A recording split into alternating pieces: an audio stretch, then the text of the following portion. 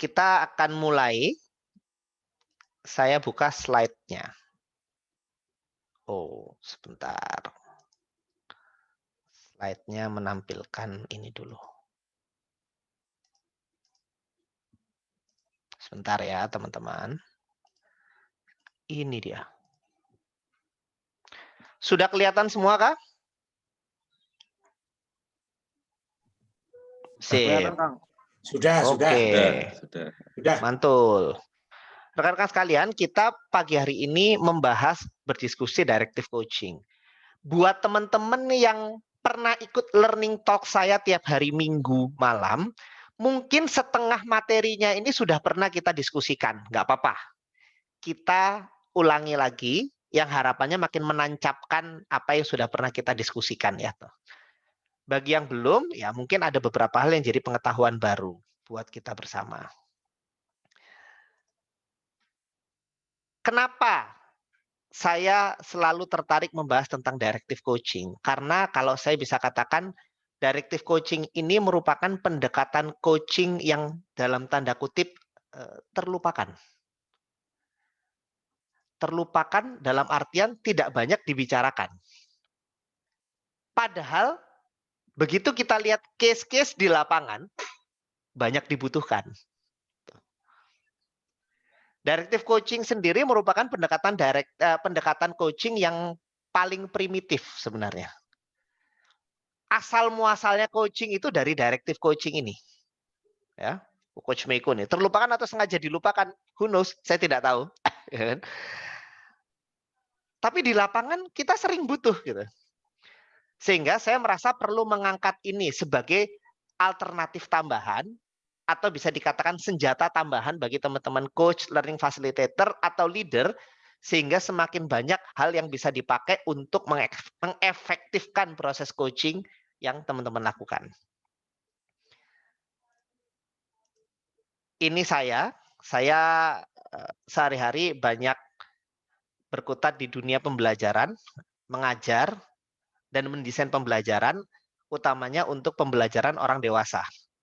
Jadi saya banyak merancang bagaimana proses training, coaching, mengkaji di sana, terutama ya setahun 2 tahun belakangan cukup intens untuk mengkaji bagaimana proses pembelajaran bisa diterapkan dalam konteks leadership terutama. Nah, kalau kita udah bicara coaching, coaching itu ternyata sangat dekat dengan leadership itu sendiri.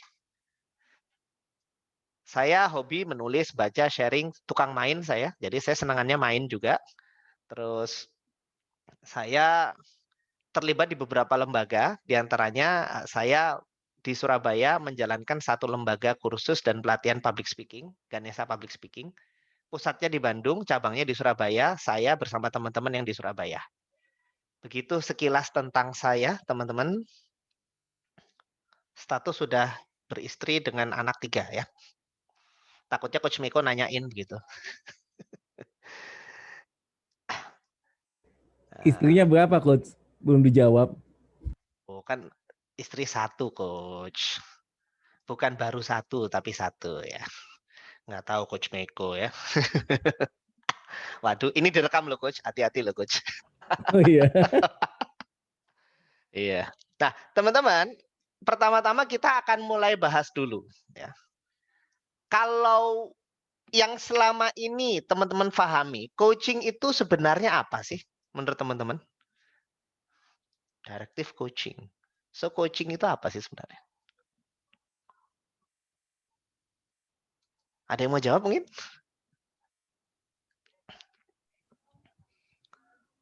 Ada yang mau jawab? Di chat boleh, di mic boleh. Gimana? Coach itu kereta ya. Gerbong kereta. Betul? Mbak Ae, kemampuan bertanya. Oke, coaching itu kemampuan bertanya. Oke. Di chat ya. Ada lagi mungkin? Coaching apa berarti? Mas Arief. Waduh, ini nih. Pembimbingan terarah. Mas Arief ya. Thank you. Ada lagi mungkin? Proses melatih karyawan untuk mencapai kinerja dari Mas Andra. Dari Mbak Selvi. Proses fasilitasi seseorang mencapai tujuan. Waduh, ada juragan, pendukung dan pembimbing. Dan Mbak Wiwi mengarahkan jagain kunci mencapai goal. Mbak Nova kemampuan menggali. Menggali-gali emas. Kakak Arko nih, membantu kunci mentransformasi menuju goal. Bapak Arif Bijak yang taat pajak. Mendampingi dengan hati. Ditagih pajak nggak ya? Mbak Dewi bertanya, Mas Adrian mengajak mengarahkan pendengar. Oke, Mbak Bu Tati melatih membimbing, Mbak Riri mendampingi menuju tujuan dan sebagainya. Mbak Nova memfasilitasi pertumbuhan seseorang. Oke, thank you teman-teman jawabannya. Boleh tetap menjawab ya di chat. Kita pahami yang sering baca, yang udah baca buku saya sama sering ikut sesi saya mungkin sudah hafal dengan bagian ini ya. Jadi kita pahami dulu proses pengembangan sumber daya manusia yang terjadi terutama dalam konteks pencapaian kinerja di organisasi ya. Kita orang ya, pasti punya tujuan. Tujuan ingin menghasilkan sesuatu di sini. Kalau di pekerjaan itu orang perlu mencapai target ya. Kalau dalam kehidupan mungkin orang punya target. Dalam bisnis ada target yang mau dicapai. Target, target, target, dan target. Orang sering membahasakan dengan goal. Kalau dalam bahasa kita bisa disebut dengan kinerja. Kinerja itu hasil. Makanya kan kalau di perusahaan ada KPI, Key Performance Indicator. Kalau hasilnya bagus, mencapai KPI berarti dia dianggap berkinerja baik. Hasil atau kinerja itu adalah merupakan konsekuensi dari apa yang disebut dengan perilaku. Ya kan? Perilaku memberikan hasil.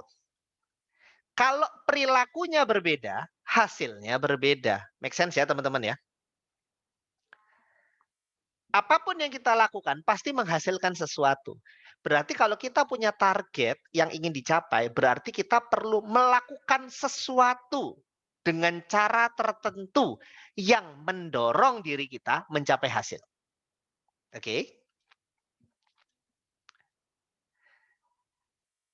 Yang namanya perilaku ini tidak berdiri sendiri. Kenapa? Karena dia didukung oleh yang disebut dengan kompetensi. Kompetensi itu knowledge, skill. Ada yang bilang knowledge, skill, attitude. Kalau saya pribadi sekarang lebih banyak knowledge, skill, dan motif. Motif itu kemauan. Kemauan. Nggak apa-apa mau pakai knowledge, skill, attitude juga boleh. Kalau saya knowledge, skill, motif. Motif itu kemauan. Perlu didukung oleh pengetahuan, keterampilan, dan kemauan. Supaya bisa melakukan. Gitu kan. Contoh misalnya. Kalau ada orang, kalau seorang sales ingin mencapai target penjualan tertentu, berarti dia harus melakukan apa saja. Misalnya ingin penjualannya tercapai target 1000 pieces dalam 1 bulan misalnya. Kira-kira perilaku apa yang perlu dia lakukan, teman-teman? Ngasih cashback. Oke, memberi cashback. Itu termasuk. Apalagi? Memberi reward. Memberi reward. Boleh ya. Terus apa lagi kira-kira? Supaya Berdoa. bisa. Oke, berdoa boleh. Ya. Terus apa lagi yang perlu dilakukan supaya bisa mengclosing 1000 pieces dalam tadi apa 1 bulan ya? Gratis Main ongkir. golf. Waduh, gratis ongkir, ngasih gratis ongkir. Ya boleh, Tambah boleh. lead. Apa? Tambah lead. Nambah leads. Oke, di chat ya, memperluas market. Memperluas market itu melakukan apa ya? Coba gini. Main golf, coach. Oh, bisa tuh. Mengajak customer main golf. Bisa? Bisa. Tergantung jualannya, coach. Nah, iya, ini contoh aja. Oh, kalau ternyata ngajak bosnya untuk main golf itu sekali main golf bisa menghasilkan penjualan langsung 500. Bisa kan? Itu termasuk perilaku yang perlu dilakukan. Perilaku itu sesuatu yang kelihatan langsung. Ngajak main golf. Menghubungi customer, itu juga perilaku. Mendatangi customer. Mempresentasikan produk, itu perilaku, betul ya? Kalau berdoa perilaku bukan, Coach? Perilaku. Termasuk. Ya kan? Apalagi misalnya. Menangani pertanyaan customer, ngiklan tuh ya. Di chat, ngiklan. Nah, meningkatkan kualitas pelayanan, bonding dengan customer, itu apa yang dilakukan? Misalnya mendengarkan curhat customer. Nah, itu kan perilaku. Sesuatu yang bisa dilihat, ya kan? Untuk supaya perilaku-perilaku itu bisa keluar, kan orang perlu didukung oleh pengetahuan tertentu, keterampilan tertentu, dan kemauan tertentu. Betul ya? Contoh misalnya, mau melakukan ya, perilaku yang dikeluarkan adalah melakukan presentasi produk secara efektif misalnya. Ya. Tapi dia tidak punya pengetahuan tentang produknya.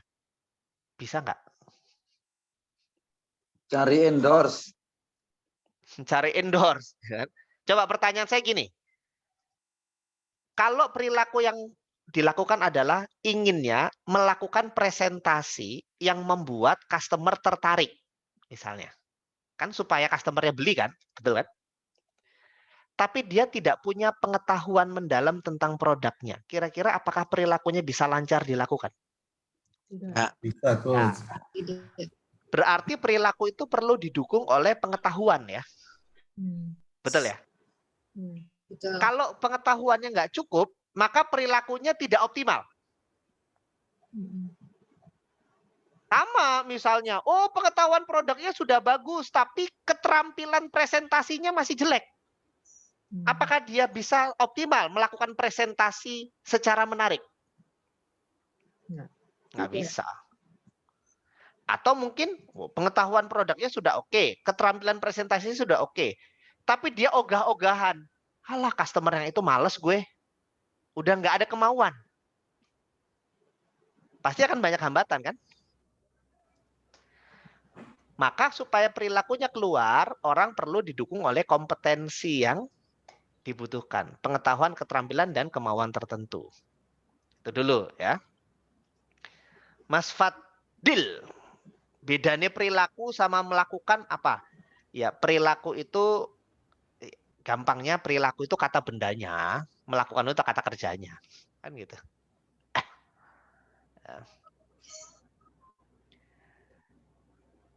Sekarang begini, pertanyaannya.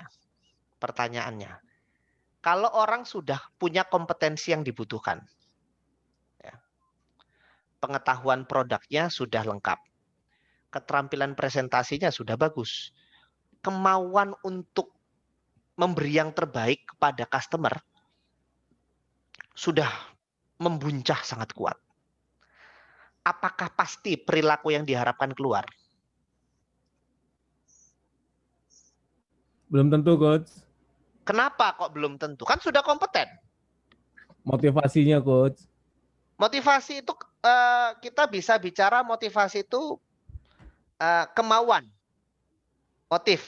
motivation, Oh iya, ada di kemauan. situ ya. Ada, sudah ada, udah semangat dia, Ya, keterampilannya udah behaviornya. bagus.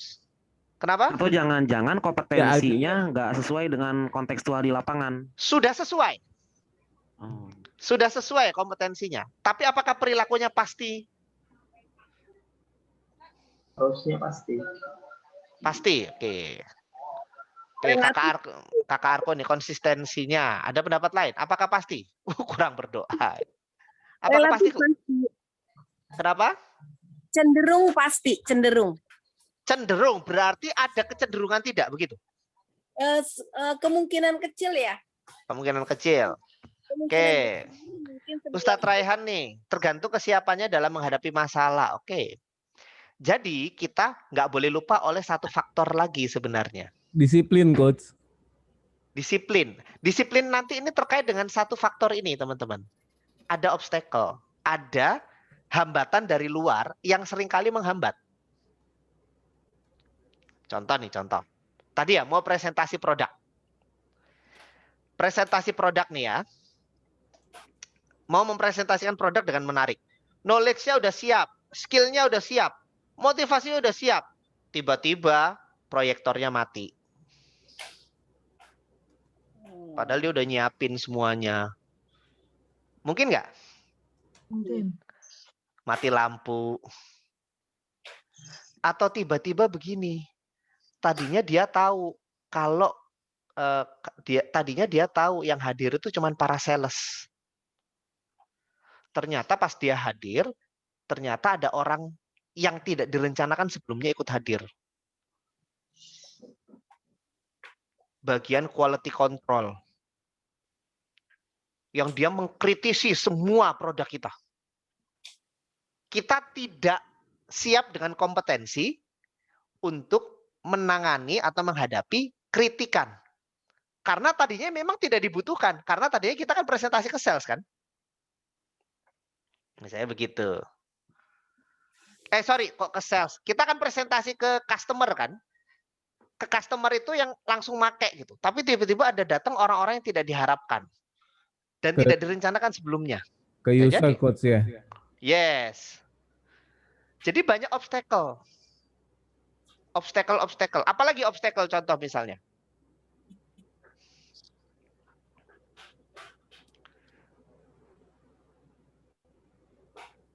Simple begini. Kan kita kalau presentasi bagus kan datang tepat waktu ya. Behavior datang tepat waktu itu diperlukan. Ternyata di jalan kita nggak pernah tahu terjadi kemacetan. Gara-gara ada yang kecelakaan. Mungkin nggak? Mungkin. Gara-gara itu kita telah datang. Tadinya calon customer yang sudah siap, suasananya bagus, tiba-tiba pas kita datang suasana mereka bete. Kenapa? Karena kita telat. Which is itu bukan salah kita sebenarnya. Tapi real obstacle itu ada. Hal-hal simple begitu. Iya kan? Ya ginilah gampangnya kalau di perusahaan ginilah. Manajer-manajer udah dilatih change management. Ya. Sudah semangat tuh. Yes, kita mau melakukan perubahan. Begitu masuk ke dunia kerja aslinya, atasannya yang nggak mau berubah. Mungkin? Atasannya yang nggak bolehin berubah. Hah? Obstacle. Budaya kerjanya yang tidak mendukung. Obstacle. Betul kan? Kebayang ya? Teman-teman. Nah. Tuh, Mas Andra tuh. Bener nih. Kalau kita presentasi online, sinyal. Di luar kontrol. Kita udah nyiapin semuanya. Kita udah nyiapin 3 backup. Tiba-tiba sinyal. Ya kan? Kayak gitu. Nah, teman-teman, kira-kira coaching itu wilayahnya yang mana ya? Behavior, Coach. Yang ini enggak? Yang ini enggak? Enggak, Coach. Kenapa enggak? Karena itu wilayahnya training, Coach. Coach Meko mau udah hafal ya. Jadi kalau di sini itu kita training, teman-teman. Di sini itu coaching. Jadi kalau kita definisikan apa itu coaching? Coaching itu simpelnya adalah menjaga coach kita. Coach itu orang yang di coaching ya. Menjaga coach kita agar on the track menuju goal yang diharapkan. Itulah coaching. Tadi ada yang menjawab, coaching itu kemampuan bertanya. Oke. Kita bisa menjaga coach kita untuk sampai on the track dengan bertanya? Bisa. Tapi tidak selalu harus bertanya. Banyak cara. Coba misalnya, teman-teman. Kalau saya, taruhlah Mas Trisna, itu jagain saya supaya on the track menuju goal. Artinya Mas Trisna jagain saya supaya saya itu konsisten berjalan, bergerak menuju goal meskipun ada obstacle. Berarti kira-kira menurut teman-teman Mas Trisna bisa melakukan apa aja ke saya supaya saya on the track? Beri semangat. Ngasih semangat bisa? Bisa ngasih semangat. Terus apa lagi?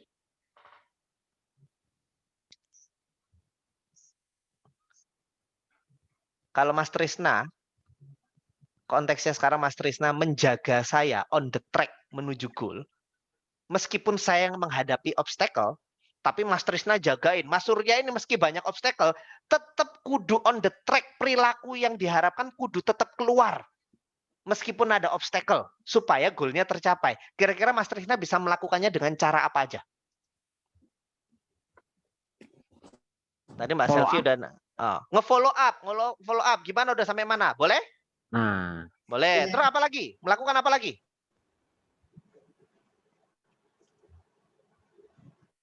Ngasih contoh bisa nggak, Coach?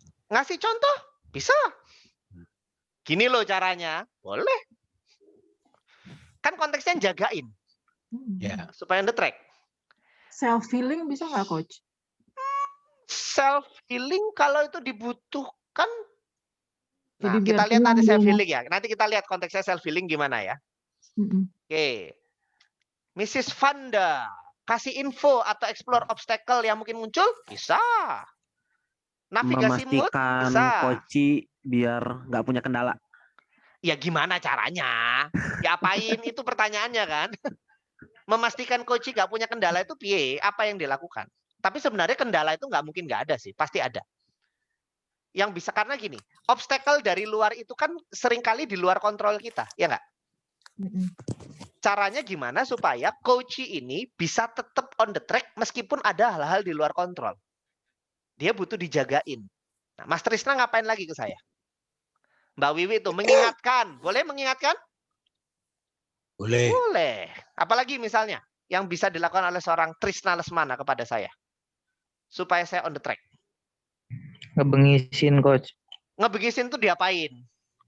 Sentak-sentak, dimarahin. Dimarahin. Kalau itu efektif untuk menjaga mencapai goal? Bisa? Bisa. Diapain lagi? Oke. Mr. Widi. Mengarahkan dengan memberi feedback secara berkala. Bisa? Bisa. Ini kurang, lakukan lagi. Ini kurang, lakukan lagi. Ini kurang, lakukan lagi. Bisa? Bisa. Ya kan? Tuh, standar penilaian. Oke, Mas Andra mentoring. Nanti kita lihat terminologi mentoring. Karena agak beda mentoring itu. Ya. Mengarahkan, nanya, dimarahi, Coach? dilarang. Oke, gimana? Boleh nanya? Nek mogok. Kenapa, Mas Fat? Dipecut nek mogok. Oh, dipecut nih mogok. Boleh. Ya kan? Coach Beko gimana? Mau nanya boleh? Boleh. Coach, dalam sepemahaman saya di coaching itu kan ada apa namanya performance coaching, development coaching, terus udah gitu ada juga transformational coaching gitu ya. Nah, kalau transformasi, saya pernah diajarin bahwa kalau misalkan kita bicaranya di level transformational coaching, bahwa even before training, karena untuk ke penemuan ke penemuan diri gitu kan. Jadi itu even deeper gitu. Jadi memang tidak menambah knowledge skill tapi lebih ke arah ke mengetahui memberikan mirror ke diri sendiri bahwa oh itu toh gitu kan. Mencari kalau di ininya kalau di logical level, mencari logical levelnya gitu kan. Gitu. Itu kan memang dilakukan sebelum training gitu ya, Coach ya. Gimana tuh Coach itu? Pendapat Coach Surya? Ya nggak apa-apa. Artinya itu kan sebetulnya bukan ke behavior juga kan? Lebih ke arah ke menemukan value-nya dia kan? Pasti kan ada goal yang ingin dicapai. Penemuan value adalah goal-nya. Merenung sampai mendalam, proses merenung itu perilakunya. Dia melakukan proses perenungan, betul nggak? Iya, Kita iya, iya. membimbing dia untuk bisa melakukan proses perenungan, begitu kan? Iya, iya, iya. Gitu. Tapi itu Dan sering dilakukan bahkan sebelum training, Coach. nggak apa-apa. Kan gini, coaching itu apakah harus training dulu? Nggak selalu. Yang terpenting dia perlu sudah dilengkapi kompetensi tertentu yang mendukung dia mengeluarkan perilakunya. Contoh misalnya begini. Tadi ya, proses coaching yang transformational coaching, dia kan perlu merenung, betul nggak? Iya. Tapi kalau dia nggak paham merenung itu sebenarnya proses apa, kan susah juga, ya nggak? Dia perlu diajarin dulu kan. Gini loh proses perenungnya. Kadang-kadang kan perlu begitu. Oke. Mungkin dia bertanya, saya kalau sudah cukup dalam itu tandanya apa? Oh, tandanya kalau sudah cukup dalam itu nanti kamu merasakan ini loh. Itu kan memberikan knowledge kan? Iya, Benar nggak? iya. Nah, gitu. Yang penting dia sudah punya kompetensi yang dibutuhkan untuk mengeluarkan perilaku yang diinginkan. Tuh. Gitu, Coach. Siap. Atau nuhun, Coach. Sami-sami. Oke, menurunkan goal dalam aksi lebih kecil. Timeline. Mengingatkan coach untuk baca ulang komitmen letter. Oke, dan sebagainya. Jadi banyak cara. Banyak cara. Apapun boleh dilakukan dalam rangka menjaga coach mencapai goal. That's coaching sebenarnya. Ya kan? Mau dielus-elus boleh, digalakin boleh. Ya kan? Mau disuruh mikir sendiri boleh, di feedback langsung juga boleh. Mau ditanya-tanya boleh, mau disuruh-suruh juga boleh. Yang penting jaga supaya dia tetap keluar behavior-nya meskipun ada obstacle. Jadi dia tetap konsisten, disiplin dengan eksekusinya meskipun ada obstacle-obstacle, kesulitan-kesulitan. Itulah kenapa proses coaching itu salah satunya adalah meng-cracking creativity-nya dia. Bagaimana dia tetap bisa menjalankan apa yang butuh dijalankan meskipun banyak yang menghambat, kan begitu. Gitu kira-kira. Sekarang nggak bau ya. sebelum masuk ke Bau, dalam Mas. Tracking kenapa? Ya, kenapa tadi? yang mengcracking kreativitas nggak ada tulisannya di itu, di apa? Di slide. Oh ya kan nggak perlu semua ditulis. Oh iya. Maksudnya itu poinnya itu. Oke, tapi nanti ada tempatnya sendiri karena kadang-kadang ada proses coaching yang tidak butuh kreativitas loh. Ada. Kan fokusnya ke goal. Kalau diskusi strategi termasuk nggak directive coaching? Oke, kalau misalnya proses diskusi itu merupakan proses yang menjaga coach untuk tetap konsisten menuju goal, maka itu bagian dari proses coaching. Walaupun itu strategi ya. Iya. Jadi begini, coaching atau bukan coaching itu tidak ditentukan oleh aktivitasnya, tapi dalam konteks apa dia dilakukan. Oh, Contoh, oke. bertanya. Apakah setiap bertanya itu coaching? Belum tentu. Belum tentu kan? Ya. Dalam training kita bisa bertanya. Tapi kan kita tidak melakukan coaching di dalam training namanya itu kan? Ya. Dalam training ada sendiri bertanya. Tapi saat bertanya itu dilakukan dalam konteks menjaga coach kita untuk tetap on the track menuju goal, maka bertanyanya itu bagian dari proses coaching. Gitu. Oke, Mas. Begitu. Sip. Nah, sekarang kita mulai masuk ke dalam directive coaching-nya. Kita akan membahas hal-hal yang rada filosofis ya teman-teman. Menurut saya bahasan filosofis ini penting untuk dudukan kita. Kenapa sih kok ada directive coaching? Kenapa kok ada facilitative coaching? Kalau teman-teman yang selama ini kenal mungkin coaching itu bolehnya bertanya, menggali dari dalam keluar, itu facilitative coaching namanya. Kenapa kok ada directive coaching? Kenapa ada facilitative coaching?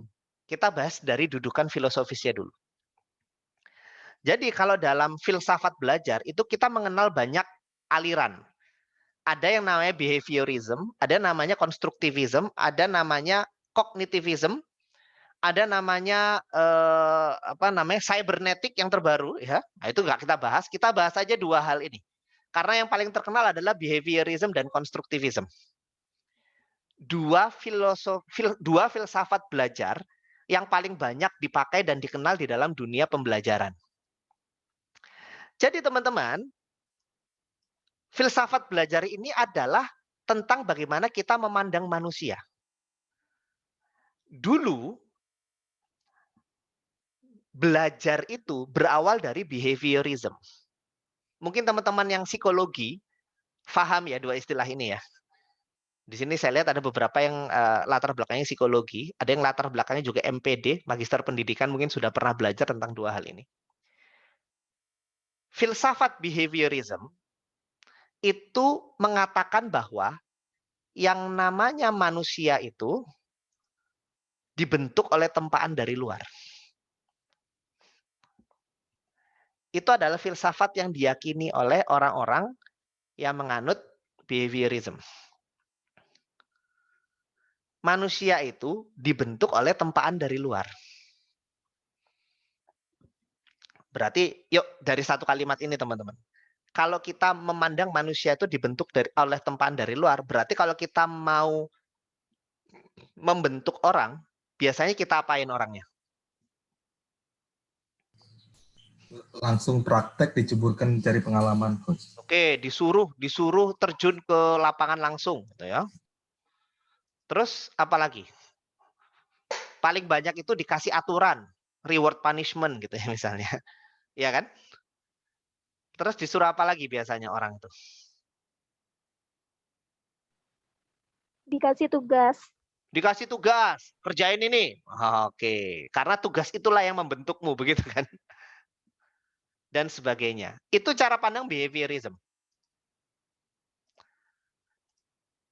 Kalau dianalogikan, itu seperti kita itu membuat pedang. Ini gambar swordsmith namanya. Swordsmith itu adalah orang yang membuat pedang. Kalau kita lihat film-film zaman dulu kan, ada orang bikin pedang, itu besi dimasukin ke tungku panas sampai berpijar, terus dipukul-pukul, terus dimasukin ke dalam air, habis itu dibakar lagi. Pernah nonton film kayak gitu nggak? Pasti pernah ya? Pernah lihat langsung orang Bahkan Mbak Wiwi pernah lihat langsung prosesnya. Jadi orang itu perlu ditempa, istilahnya itu. Ditempa oleh besi panas, bukan ditempa besi panas, ditempa oleh panas, dibentuk oleh bagaimana palu itu memukul dia, sehingga akhirnya sang pedang pun menjadi tajam. Dan prosesnya perlu berkali-kali kan? Dipanasin, dipukul, terus didinginin.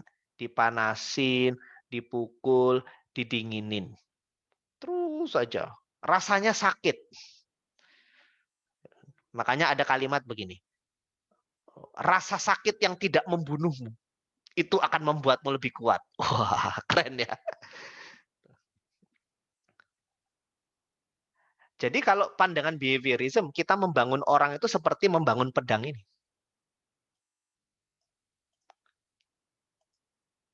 Kata kuncinya disiplin, kerja keras. Kalau mau sukses, Anda perlu disiplin. Kalau mau sukses, Anda perlu kerja keras. Betul?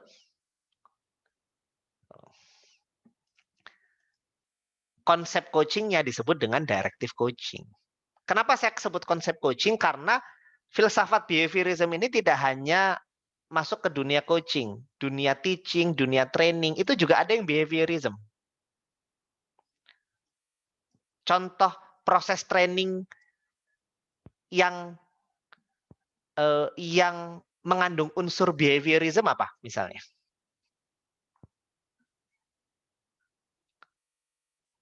Pakai musik biar semangat. Betul nggak? Pernah ikut training yang pakai musik biar semangat? Pernah. Nah, itu. Kalau dalam teaching, guru-guru itu teacher center learning istilahnya. Bagaimana pembelajaran yang berpusat pada gurunya. Gitu. Kalau di dalam coaching, directive coaching.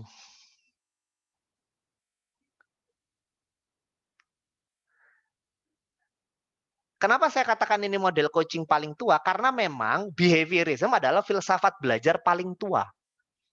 Awalnya filsafat belajar itu paling pertama ya behaviorism. Tuh. Makanya kalau di sekolah-sekolah kita kan yang populer itu ada rule, ada aturan gitu ya. Contoh lagi behaviorism itu adalah jadwal. Kalau belajar itu harus dijadwal di jam sekian. Ya, itu behaviorism. Harus dikumpulkan di dalam satu ruangan tertentu. Dibagi-bagi berdasarkan karakteristiknya. Itu behaviorism itu. Terus yang konstruktivism yang mana? Nanti ya. Berarti penggunaan behaviorism banyak banget ya di sekitar kita. Betul kan? Sangat banyak. Dulu awalnya coaching itu ya begini. Orang dituntut disiplin. Lihat aja contoh paling realnya, coach olahraga. Coach olahraga kan begini gayanya, betul nggak? Sport coach. Tekniknya instruksi, direct feedback, training menu. Nanti kita bahas apa itu training menu. Nih contohnya coach olahraga. Lalu yang namanya ilmu itu kan berkembang. Begitu ada filsafat behaviorism, ada orang-orang yang mengembangkan filsafat-filsafat baru. Sampailah pada apa yang kita kenal dengan filsafat konstruktivism, yang mereka memandang manusia secara berbeda. Misalnya, bagi filsafat konstruktivism, manusia itu terbentuknya inside out dengan segala keunikannya, bukan dibentuk dari luar. Bukan luar ke dalam, tapi inside out, dalam keluar.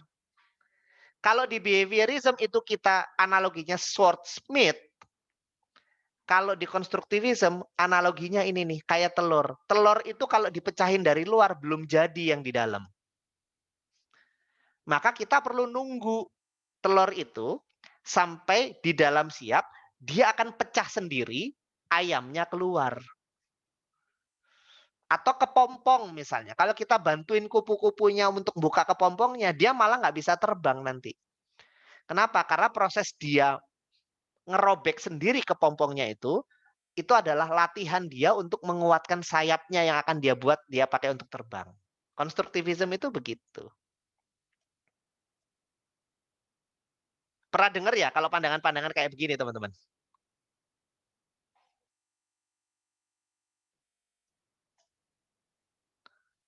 Nah, kata kuncinya kebebasan.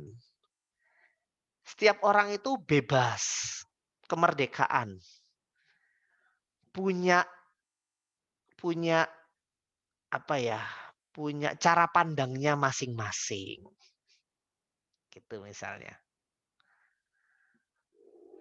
Kreativitas. Orang itu perlu diberi ruang untuk bisa berkreasi supaya dia bertumbuh. Di dalam dunia teaching muncullah model student centered teaching.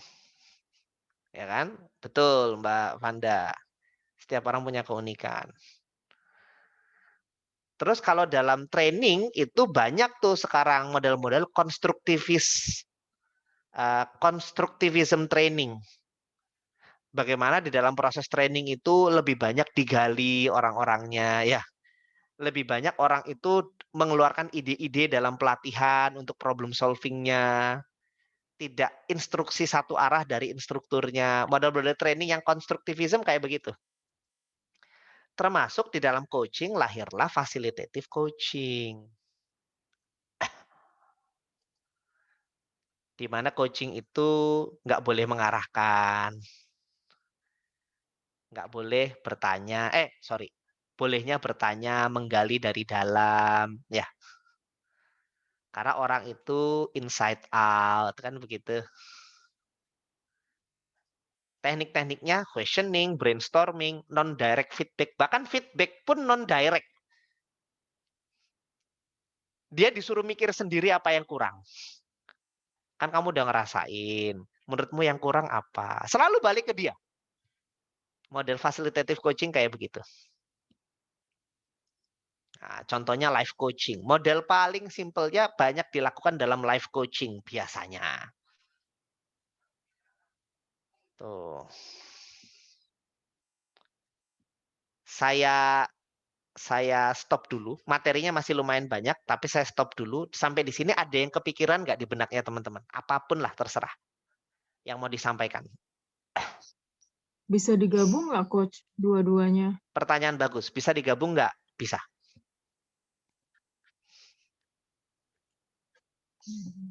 Justru saya menyarankan tidak ekstrim ke salah satu. Pokoknya coaching ki ya kudu fasilitatif. Boleh direktif. Nah itu ekstrim namanya. Atau pokoknya coaching ku ya kudu direktif. Nggak boleh fasilitatif. Nah itu ekstrim namanya. Jenengnya apa? Namanya apa namanya? Apa ya? Namanya jadi apa kalau digabung? Digabung. Apa ya? Apa ya? Boleh dikasih nama sendiri. Oh. Bebas. Bebas ya. Ya. Iya. Boleh, Kakak boleh. I see. Boleh ngomong, Kak? Boleh, masa enggak boleh? Kalau ngelihat presentasinya Kakak Surya, behaviorism sama construction ini saya dapat dari waktu saya belajar tentang transformasi coaching. Jadi memang kalau mungkin teman-teman di salah satu lembaga di bawah naungan lembaga besar coaching tertentu kan yang diandalkan adalah bertanya. Sementara kan kalau saya kenal Kak Surya ini kan orang coaching yang suka marah-marahin gitu ya. Masa sih? Emang pernah saya marahin? Jadi belum, kalau ke aku belum loh. Asal kopinya ready nggak? Enggak kan? Oh gitu, sudah habis kopinya saya. Jadi memang dua-duanya ini kalau di dalam transformation coaching itu memang diperlukan. Jadi saya memang tertarik dari awal ngikutin Kak Surya untuk ngomong tentang directive coaching itu memang karena memang ini salah satu metode yang kadang orang nggak kenal, apalagi buat para coach pemula itu menganggap bahwa itu kayak tabu gitu ya. Padahal kan untuk melakukan coaching itu memang diperlukan. Itu Kak, thank you ya. Terima kasih. Sama-sama Kakak Arko. Ya, jadi kalau kita menganggap tabu salah satu berarti itu kita ekstrim di salah satu gitu aja. Apakah boleh? Itu hak masing-masing soal ekstrim ke salah satu ya. Tapi kalau saya pribadi tidak menyarankan. Karena kita kalau di lapangan itu akan ketemu beragam kondisi yang membuat kita itu kadang-kadang perlu switching. Menyesuaikan. Oh, ini saya kalau kondisinya begini perlu lebih berat ke facilitative coaching nih. Oh, tapi kondisinya sekarang begini, saya perlu lebih berat ke directive coaching nih. Enak. Yang penting fokusnya kan menjaga dia tercapai goalnya. Begitu kan? Tuh. Kalau kita banyak senjata lebih baik daripada kita harus ekstrim salah satu. Tuh. Kalau di medan perang kan tidak semua bisa diselesaikan dengan bazooka. Kalau tarung jarak dekat bazooka kita mati juga begitu kan. Tuh. Oke, kalau Kakak Arko berarti personal branding termasuk konstruktif mungkin ya. Mungkin, tapi tetap lihat kondisi lapangan. Cuman kalau kita misalnya contoh nih, personal branding, coaching untuk personal branding, inginnya orang itu menemukan sendiri apa yang tepat buat dia. Itu akan banyak ke facilitative coaching. Contoh lain, karir coaching yang dalam konteksnya ingin membantu orang menemukan karir yang paling pas buat dirinya. Itu juga akan banyak facilitative coaching. Gitu. Tapi sekarang case-nya nih, saya ambil case ya. Saya kan sekarang salah satu aktivitas coaching yang saya geluti adalah coaching menulis. Sebagian di antara teman-teman tahu ya, saya nge-coaching, saya punya grup coaching menulis. Waktu fasenya mereka menemukan ingin nulis apa, pasti perlu banyak fasilitatif coaching. Tapi saat fase mereka menuntaskan naskahnya, kira-kira kalau pakai fasilitatif coaching apa yang terjadi? Nggak selesai. Nggak selesai, alasannya keluar semua begitu. Iya. Alasan jadinya coach. Banyak alasan akhirnya. Obstacle-nya sejuta alasan. Iya, dan semua obstacle itu jadi benar gitu. Iya. Ya kan? Karena cara pandang konstruktivisme itu memang standar semua dikembalikan ke coaching. Kalau fasilitatif coaching. Jadi standar benar salah itu semua dikembalikan ke coaching kita. Kalau behaviorism, standar benar salah itu sudah ada pakem yang perlu diikuti. Gitu ya. Contoh misal dalam perusahaan, konteks untuk pencapaian kinerja. Kira-kira kepake nggak directive coaching? Pakai. Kepake. Kenapa? Perusahaan punya rule yang harus diikuti, ya kan? Karyawannya tidak boleh keluar dari rule itu. Termasuk ada KPI yang sudah top down. Ditentukan dari atas ke bawah. Tidak bisa tiba-tiba karyawannya menentukan tujuannya sendiri. Maka directive coaching akan banyak dipakai. Apalagi kalau misalnya proses coachingnya adalah tinggal melakukan hal-hal yang sudah jelas SOP-nya. Jadi kita mengcoaching karyawan yang kerjanya SOP-nya udah jelas. Sudah nggak perlu kreatif, bahkan nggak boleh kreatif. Yang penting Anda harus disiplin untuk mengerjakan sesuai SOP. Dijagain. Oh, itu direktif banget. Ya kan? Tuh. Jadi memang ada situasi kondisi di mana memang lebih tepat fasilitatif coaching. Ada situasi kondisi di mana lebih tepat pakai directive coaching. Tuh. Coach, ini kan ya silakan. Izin tanya, Coach. Boleh. Terkait dengan tadi Coach sudah singgung masalah career planning Coach ya. Saya di manufaktur. Yep. Saya punya beberapa karyawan yang masih muda dan memang kalau dari sisi pengalaman masih butuh banyak bantuan gitu ya. Apakah kita langsung bisa arahkan dengan behaviorism karena kita lihat mereka mungkin belum punya contoh yang tepat untuk di perusahaan bagaimana bersikap dan bagaimana menumbuhkan yang tadi Coach bilang sebagai goal untuk mencapai tujuan dia bekerja gitu, Coach. Nggak apa-apa. Kalau Mas Arindra merasa bahwa dengan mengarahkan itu lebih tepat untuk menjaga dia mencapai tujuannya, lakukan. Berarti saat itu Mas Arindra sedang melakukan teknik yang didasari oleh behaviorism. Maka coachingnya direktif. Kan ada instruction di sini. Instruksi kan? Betul nggak? Yeah. Anda lakukan ini, lakukan itu. Jangan lakukan ini, jangan lakukan itu. Instruksi kan seperti itu. Ini. Iya. Yeah. Yes. Oke, Coach. Yes. Kadang-kadang misalnya begini. Ya, silakan. Izin bertanya, Mas. Nah, kalau dilihat dari dua model, apakah bisa ditarik? Kalau saya melihat kalau dari dua model ini akan lebih baik jika alternatif fasilitatif coaching ini di hulu, kemudian directive coaching itu di tengah ketika kita menjaga coaching on the track ketika mendapatkan obstacle. Karena kalau yang sempat diajarkan di beberapa teks untuk di awal kita butuh fasilitatif coaching agar ada rasa memiliki tanggung jawab ketika mereka yang menentukan, tidak kita yang menentukan. Gitu, apa bahan feedbacknya, Coach?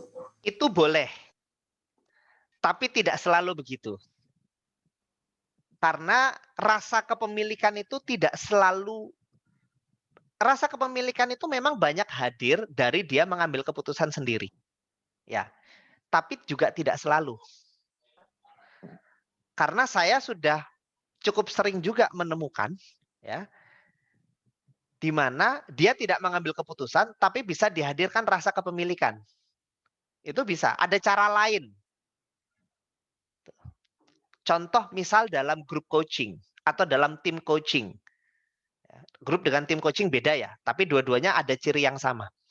Dalam grup atau tim coaching itu kita bisa menghadirkan rasa kepemilikan lewat interaksi kelompok, bukan lewat keputusan individu. Itu bisa. Jadi banyak cara untuk menghadirkan ownership.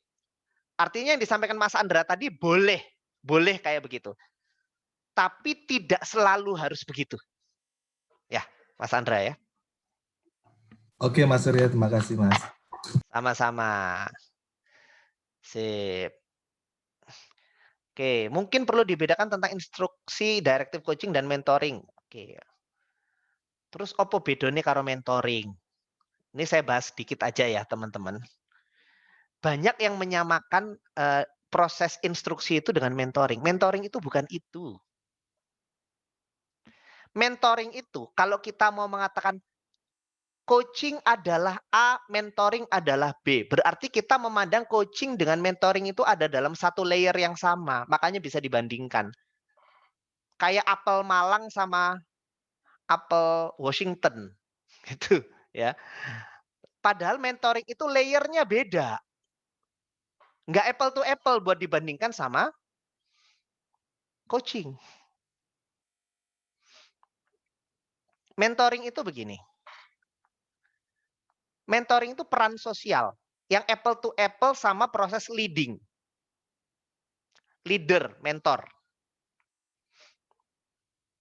Sama seperti leader.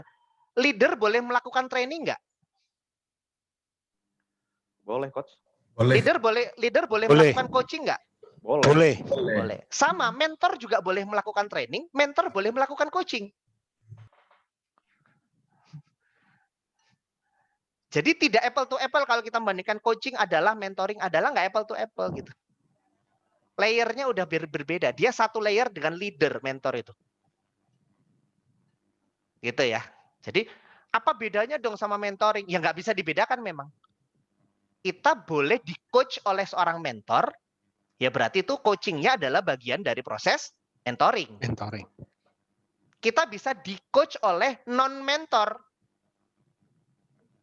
Kalau kita butuh coaching dari orang yang berpengalaman, berarti kita di-coaching oleh seorang mentor. Dan coachingnya itu merupakan bagian kecil dari proses mentoringnya secara keseluruhan. Di mana proses mentoringnya itu ada banyak pendekatan di dalamnya gitu loh. Selain coaching itu. Di situ ya, dudukannya antara mentoring dengan coaching. Makanya kalau kita bicara directive coaching, instruction, dan sebagainya, itu bisa jadi coaching dan mentoring secara bersamaan. Kalau coaching kita merupakan bagian dari proses mentoring oleh seorang mentor. Gitu. Gitu teman-teman. Tarik nafas dulu saya. Ada lagi mungkin yang mau ditanyakan tentang ini? Itu Mas, kalau untuk anak-anak usia sekolah, ya. Gini.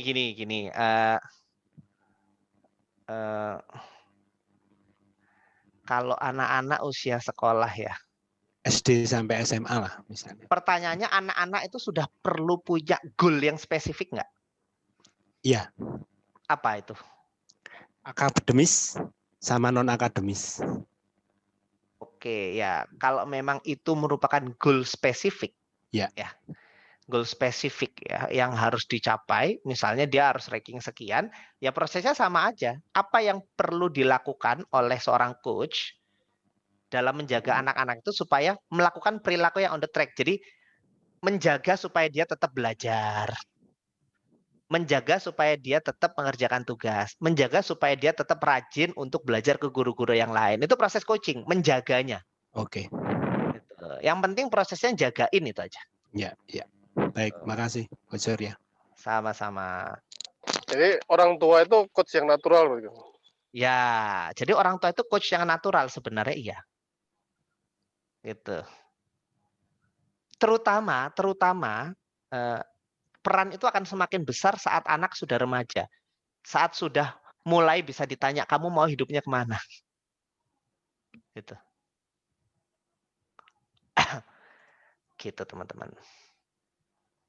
Nah.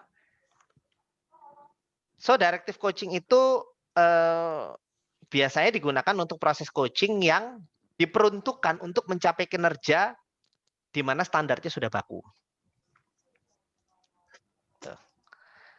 Performa rutin, disiplin tinggi, ya kan? Karena kebenaran bersandar pada standar yang sudah ditetapkan, ya kan? Jadi tinggal dijagain aja supaya sesuai dengan standar. Dan dalam directive coaching, nilai sosial lebih penting dari nilai pribadi. Lebih penting Anda ikut aturan daripada Anda paham. Bukan paham, lebih penting Anda ikut aturan daripada Anda punya kesadaran penuh bahwa aturan itu penting. Memang begitu directive coaching. Tentu lebih baik kalau dia punya kesadaran penuh terhadap aturan, lebih baik. Tapi kalau dia belum punya kesadaran, bukan alasan untuk dia tidak mematuhi aturannya saat ini. Jadi nggak bisa kayak begini. Saya boleh nggak mematuhi aturan karena saya belum sadar apa maknanya. Nggak boleh begitu kalau directive coaching. Ya kan? Ya kamu silakan kamu sadari sambil jalan, tapi kamu tetap harus ikut aturan. Nilai sosial lebih penting daripada nilai pribadi. Coaching itu biasanya bermain di dua wilayah. Satu, pencapaian target. Dua, pengembangan manusia. Selalu dua hal itu. Kalau directive coaching memang akan lebih dominan di sini. Pencapaian target yang utama. Pengembangan manusianya agak di belakang. Ya. Sorry, ini kecepatan. Saya bandinginnya gini ya. Fasilitatif coaching itu biasanya mencari cara-cara baru di luar standar baku. Contoh misalnya nih, perusahaan kita sudah biasa jalan dengan cara ini. Tiba-tiba terjadi COVID, semua cara main bisnis berubah. Terus kita ingin mengcoaching sebuah bisnis, bagaimana menemukan cara-cara baru untuk tetap survive, bahkan menang di era COVID-19. Pakai directive coaching nggak jalan. Karena directive coaching itu cenderung melihat apa yang selama ini sudah berhasil. Jadi contoh misalnya kalau kita tahu Bluebird dihantam sama Gojek ya. Gimana caranya supaya Bluebird itu bisa menang lawan Gojek? Di coachingnya pakai fasilitatif coaching. Justru tidak boleh bersandar pada hal-hal yang sudah bekerja. Gimana caranya supaya bisa bebas berpikir, merdeka berpikir, kreatif. So kalau kita ingin yang kita coaching atau coachee kita bisa mencari cara-cara baru di luar standar baku, maka gunakan fasilitatif coaching. Kelebihannya di situ. Menjaga performa di tengah perubahan. Jadi kalau sesuatu itu sudah bisa diprediksi, maka mending gunakan directive coaching. Tapi kalau menghadapi kondisi yang unpredictable, banyak-banyak gunakan fasilitatif coaching. Gitu ya.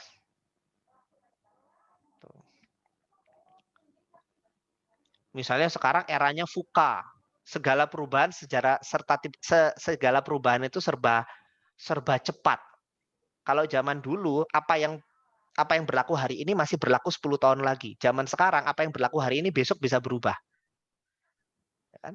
Maka menghadapi kondisi itu silakan fasilitatif coaching digunakan.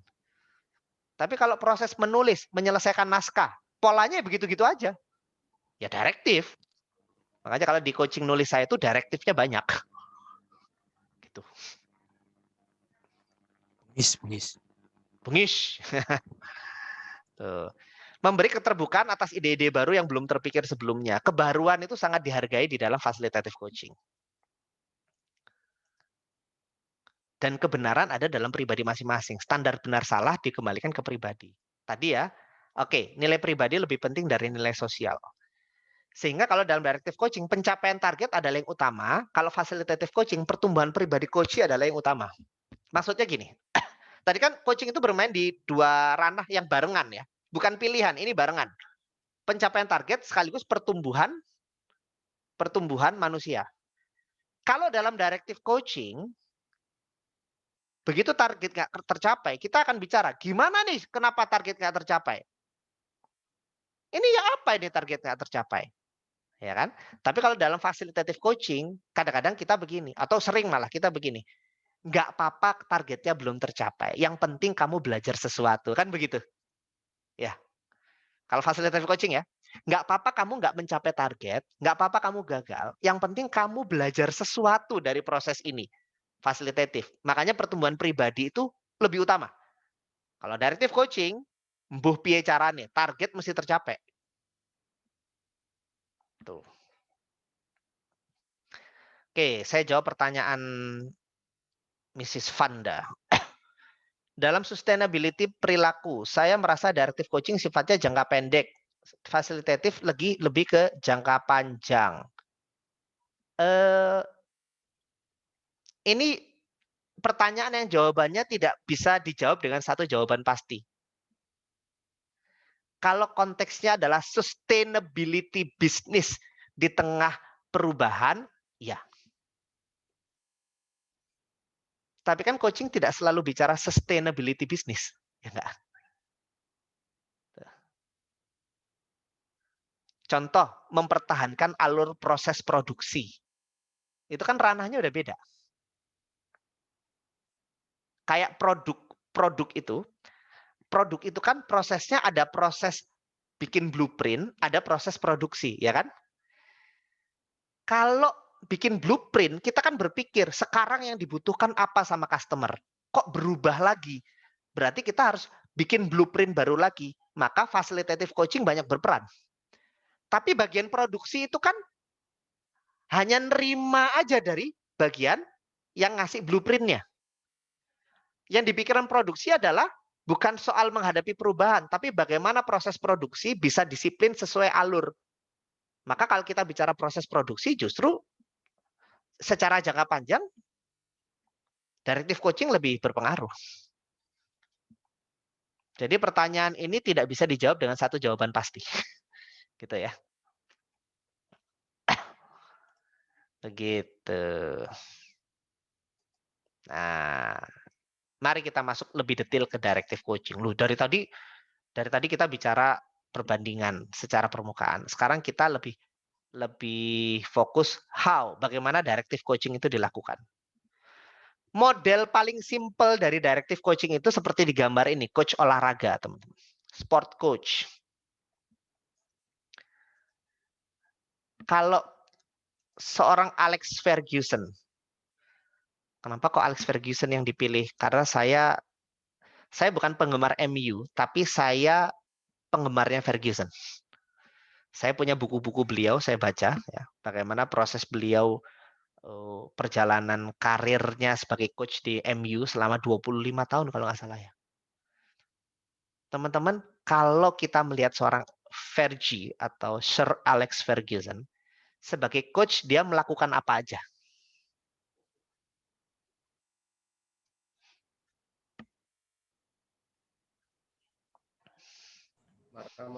Marah coach. Apa? Hair dryer ke Pio. Ngamuk-ngamuk. Wah. Instruksi. Memberikan instruksi. Itu apa lagi? Marah-marah, memberikan instruksi ya. Tapi sebenarnya gini ya, marah-marah atau hair dryer yang kita kenal dengan hair dryer itu bagi seorang Alex Ferguson ternyata porsinya kecil sekali. Kenapa diceritakan Ferguson itu sangat dihormati sama pemainnya? Karena sebenarnya kerjaan sehari-harinya bukan itu. Jadi porsi marah-marahnya tidak sebanyak yang kita kira juga. Tapi berarti kalau seorang coach boleh nggak marah-marah? Boleh, coach. Boleh. Kalau memang itu diperlukan untuk menjaga coach kita agar on the track mencapai goal, maka marah-marah itu boleh. Makanya balik lagi, marah-marah itu menjadi bagian dari coaching kalau dia dilakukan dalam rangka menjaga coach kita on the track menuju goal. Gitu. Pasangnya itu yang mana pasangnya? Coach mau tanya. Ini Boleh. kaitannya dengan pertanyaannya dari Mbak Panda tadi yang mengatakan kalau directive coaching itu tidak sustain. Apakah ini karena pengaruh karakter dari coachnya, Coach? Gini sih sebenarnya. Balik lagi tadi kan pertanyaan itu tidak bisa dijawab dengan satu jawaban karena sustain tidak sustain itu banyak faktor. Contoh menarik nih Mas Arindra bicara soal karakter orangnya. Mari kita lihat culture aja.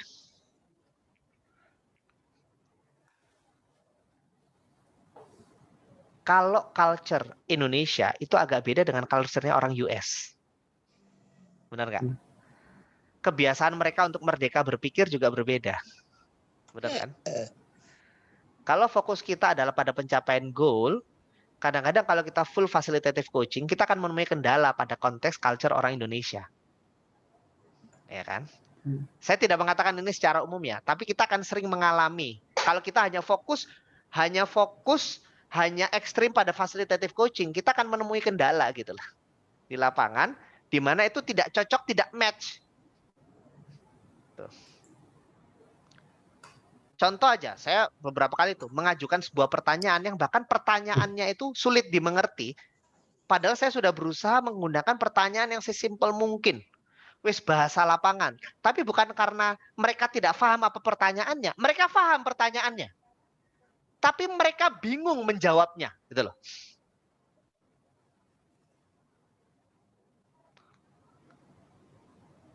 Karena tidak biasa merdeka berpikir. Lalu ada pandangan begini, ya kalau gitu kan sekalian kita ajarkan mereka merdeka berpikir. Lihat konteksnya lagi. Pertanyaannya proses coaching ini lebih fokus untuk pencapaian goal atau lebih fokus pada pengembangan manusianya. Sekarang kita biarkan orang sekalian dilatih merdeka berpikir. Tapi KPI-nya tidak tercapai. Kan nggak boleh juga. Benar nggak? Betul kan? Kalau di perusahaan kan ada KPI yang sudah saklek harus tercapai sekian dalam waktu sekian. Kita tidak bisa membiarkan KPI tercapai. Kita tidak bisa membiarkan. Mohon maaf. Nah, kita tidak bisa membiarkan KPI tidak tercapai dengan alasan bahwa kita sedang membangun mereka supaya merdeka berpikir. Nggak bisa begitu juga kan? Maka kita perlu bermain antara direktif dan fasilitatifnya. Bermain cantik. Makanya begini, kalau life coaching biasanya banyak pakai facilitative coaching. Sport coaching banyak pakai directive coaching. Tapi kalau performance coaching termasuk diantaranya business coaching dan kawan-kawan, itu biasanya memakai perpaduan 50%, 50%. Memang.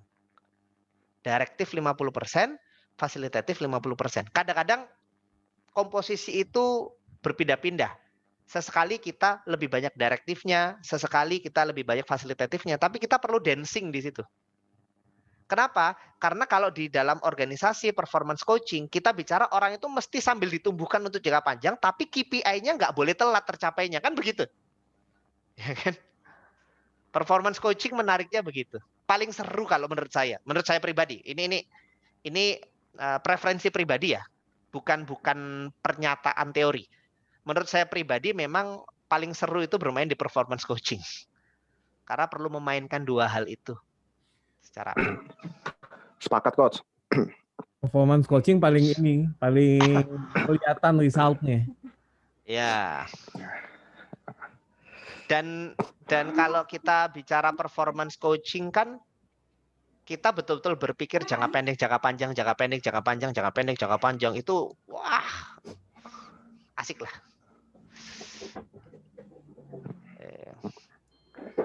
Bahkan dalam sport coaching juga itu lebih mudah menggunakan performance coaching, coach. Sejauh yang sekarang saya sedang tekuni ini, ya. Nah, tergantung. Kalau misalnya Mas Aji sekarang lagi banyak ke coach orang untuk fitness ya? Iya, olahraga, body weight exercise. Pasti banyak memainkan performance coaching dengan pasti banyak memainkan direktif dan fasilitatif secara naik turun kan? Iya, benar coach. Pasti. Tuh. Mungkin bisa share Mas Aji pengalamannya.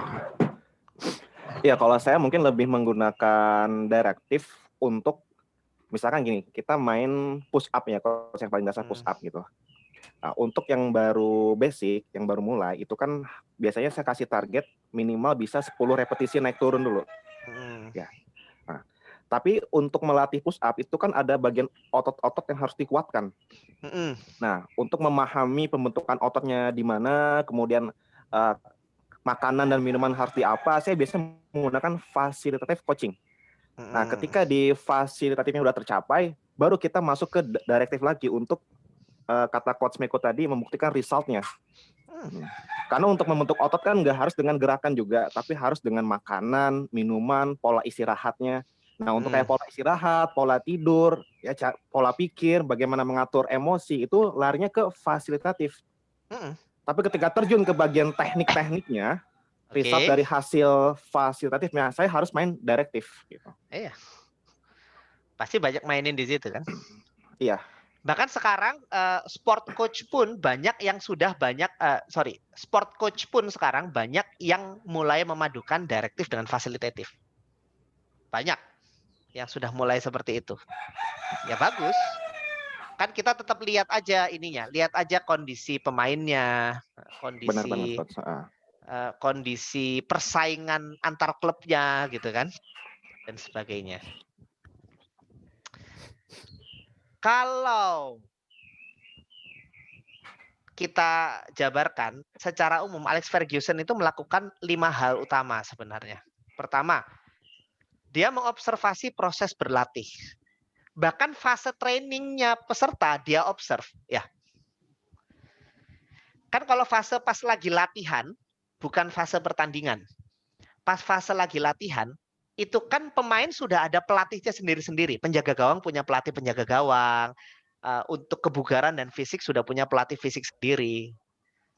Tapi seorang coach tetap ada di sana, tetap ada di lapangan untuk mengawasi mereka berlatih supaya bisa melihat perkembangannya. Jadi kalau kita misalnya menjadi seorang coach, coach kita kan kadang-kadang ikut training ya. Kita perlu selalu diskusi dengan mereka. Gimana kemarin kamu dapat trainingnya? Kamu belajar apa aja? Oke, gimana kamu akan terapin? Nah, itu penting. Mungkin kita tidak bisa selalu hadir di ruang training tempat mereka ikut pelatihan tadi. Tapi kita bisa observe dengan tetap menjaga komunikasi kita kepada coach yang ikut banyak pelatihan misalnya. Terus, directive coach itu merancang strategi. Loh, berarti kalau misalnya kita menerapkan directive coaching yang secara pure directive coaching, coachnya yang menentukan strategi. Iya. Betul. Tentu dalam prosesnya kita boleh tetap berdiskusi dengan pemain, berdiskusi dengan coach kita. Tapi pada akhirnya coachnya yang menentukan strateginya. Loh, berarti tanggung jawab tidak 100% di coach. Iya. Makanya kan kalau beberapa teman-teman yang senang melakukan facilitative coaching mengatakan bahwa tanggung jawab sepenuhnya di coach. Kalau gagal tanggung jawabnya di coach. Kalau dalam directive coaching, contoh sepak bola, kalau timnya kalah mulu yang pertama dipecat siapa? Pelatihnya, coach. Pelatihnya. Jadi coach ikut mengambil tanggung jawab di dalam proses berjalannya coaching itu. Memang. Gitu ya.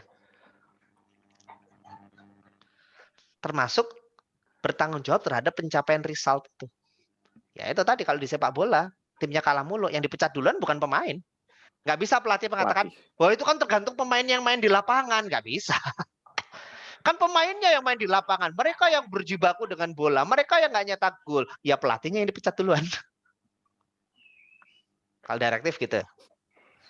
Makanya kalau kita mau menerapkan directive coaching, kita perlu pahamkan dalam mindset kita bahwa kita ikut bertanggung jawab. Maka kita juga bisa ikut merancang strateginya. Bahkan boleh kita, oke kamu lakukan ini, nggak lakukan itu. Caranya mesti begini, boleh. Selama dalam konteks menjaga mencapai goal. Wes, itu aja coaching. Coach mau tanya. Boleh. Misalkan director coaching ini kan harus bisa merancang strategi, kemudian tanggung jawab juga ditanggung oleh seorang coach. Dia ikut bertanggung jawab, tidak sepenuhnya juga. Yes. Dia Iya, ikut benar. bertanggung jawab. Apakah seorang directive coach ini harus yang pernah terjun ke lapangan atau yang tidak perlu coach? Contohnya pelatih sepak bola. Ya. Kan ada beberapa pelatih sepak bola yang memang dulunya mantan pemain. Ada yang Dan enggak ada juga. juga yang tidak pemain, hanya ikut pelatihan sebagai seorang coach, lalu jadi pelatih. Ya. Apakah itu pengaruh coach? Gini, kalau kita menerapkan directive coaching, karena ikut merancang strategi dan sebagainya, maka memang coachnya perlu punya pengetahuan mendalam tentang dunia yang dia coaching. Nggak harus pernah jadi praktisi, enggak. Tapi tahu mendalam. Contoh bisnis coach. Apakah bisnis coach perlu pernah punya bisnis? Enggak. Tapi kalau mau jadi bisnis coach, minimal mesti tahu mendalam tentang dunia bisnis beserta perkembangannya. Siap, coach.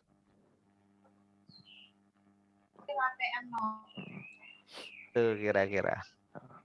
Sehingga coachnya perlu bisa berpikir one step ahead di depan coachinya.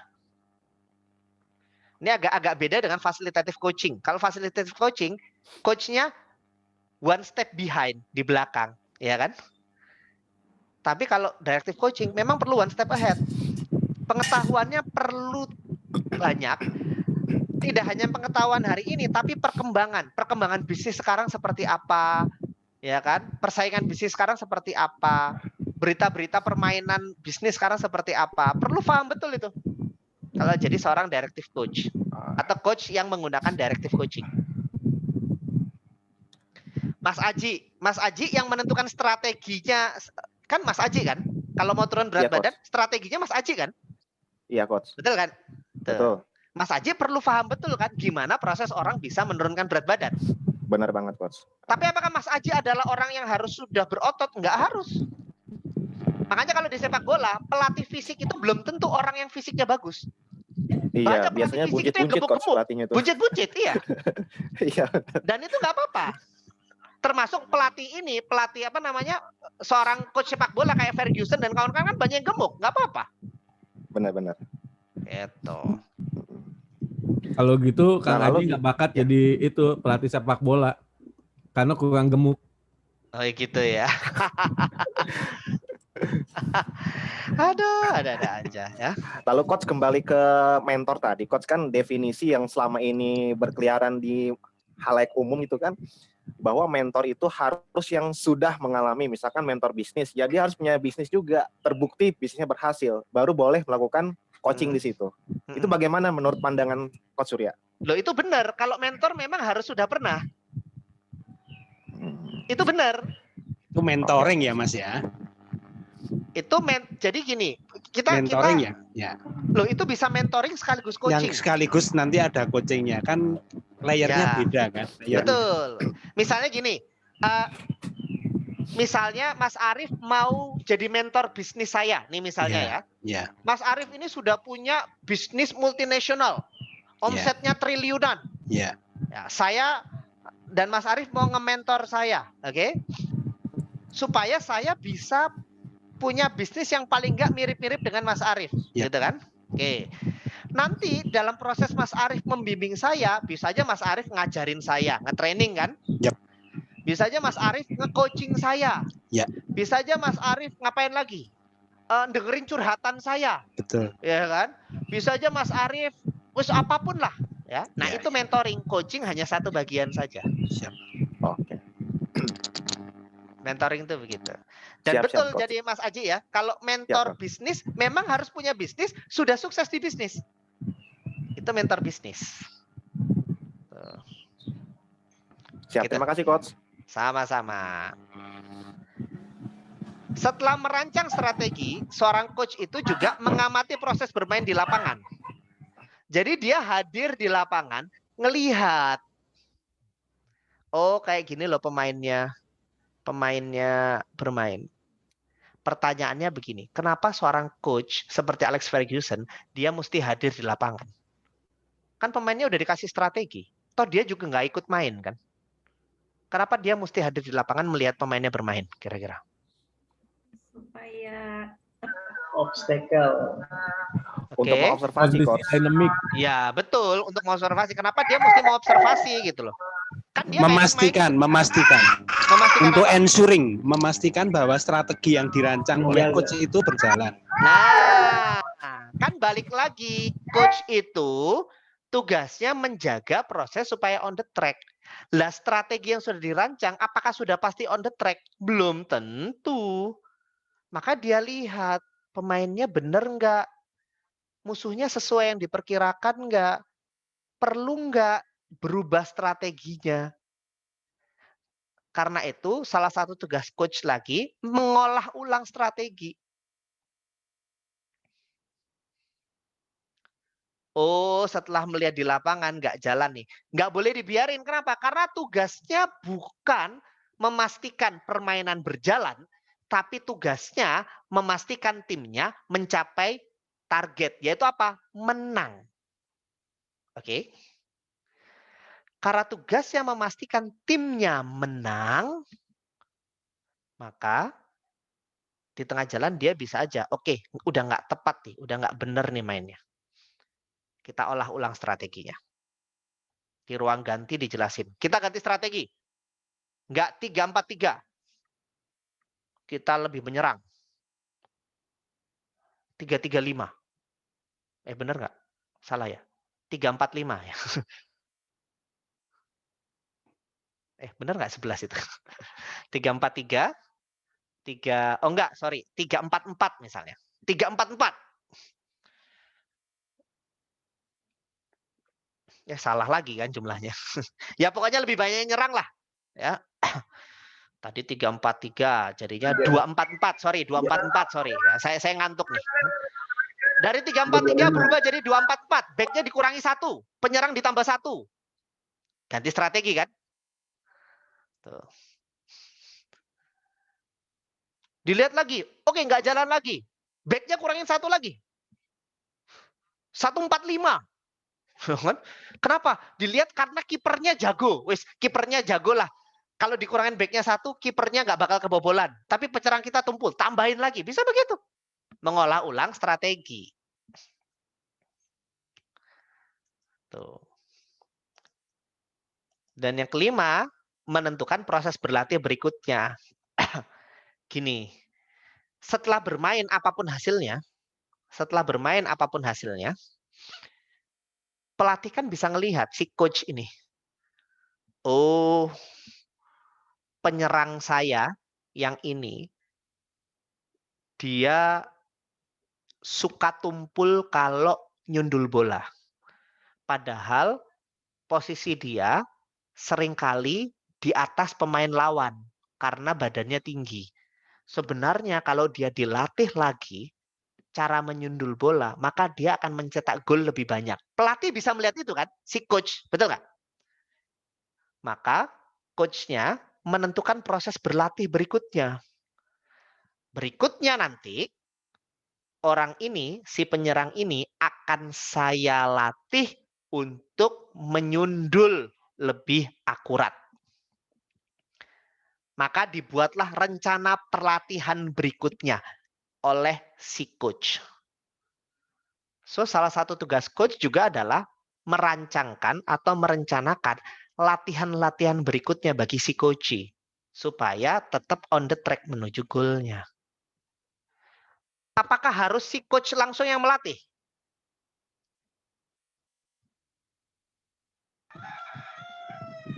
Tidak, Coach. Tidak. Iya. Kalau si coach langsung yang melatih, di situ dia ganti topi jadi trainer. Benar. Jelas ya? Oh, aku ngerti nih, aku bisa lah langsung ngelatih, gak usah pakai pelatih khusus.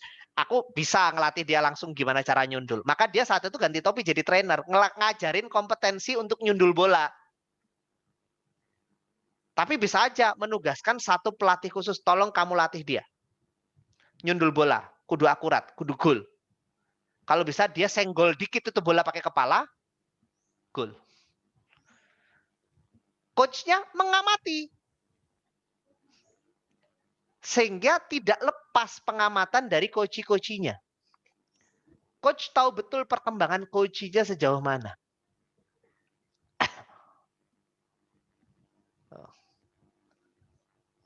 Itu yang dilakukan seorang coach. Ya. Oh, saya jawab dulu pertanyaan dari Mr. Widi. Bisa nggak kalau artinya directive coaching digunakan untuk goal yang akan berdampak tujuan tim. Misalnya tadi kemenangan tim. Pencapaian IQ organisasi. Oke, sehingga si coach juga ikut berperan dalam tanggung jawab pencapaian goal. Ya, facilitative coaching juga dilakukan untuk goal yang berdampak pada tujuan tim. Jadi kalau dikatakan directive coaching digunakan untuk goal yang akan berdampak tujuan tim, itu benar. Tapi facilitative coaching juga gitu. Semua coaching begitu. Apa yang dilakukan dalam coaching? Fokusnya adalah berdampak pada pencapaian tujuan. Ya kalau pencapaian tujuannya pribadi berarti personal coaching. Kalau tujuannya tim berarti tim coaching. Nanti beda jenis coachingnya. Kan coaching itu ada personal coaching, tim coaching, group coaching. Kalau inginnya berdampak pada pencapaian grup, maka group coaching. Kalau pencapaian tim, maka tim coaching. Mau pakai fasilitatif bisa, pakai direktif bisa, digabungin juga bisa.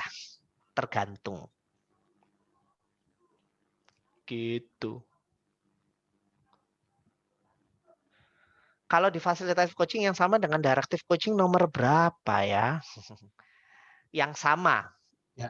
Yang juga perlu dilakukan sama coach yang menggunakan fasilitatif coaching. Iya. Sama dua ini. Jadi coach yang melakukan fasilitatif coaching sama, dia perlu tahu coachnya belajar apa saja. Perlu tahu juga apa yang dilakukan coachnya di lapangan kan? Tapi dia tidak ikut merancang strategi karena dirancang sama coachnya. Dia tidak mengatur ulang strategi. Bahkan untuk proses berlatih berikutnya dia serahkan lagi pada coachnya. 1 sama 3 berarti ya. Yup, betul.